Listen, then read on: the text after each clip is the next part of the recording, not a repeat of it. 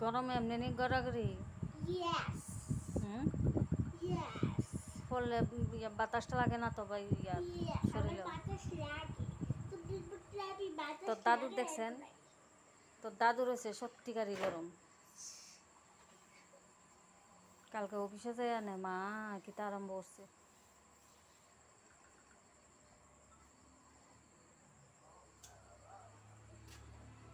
কিতা রান্ধন যা তরকারি তো রয়েছে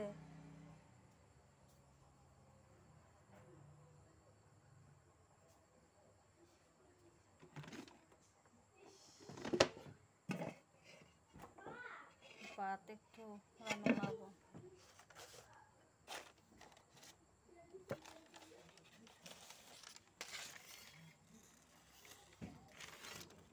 রয়েছে ডাইলও আছে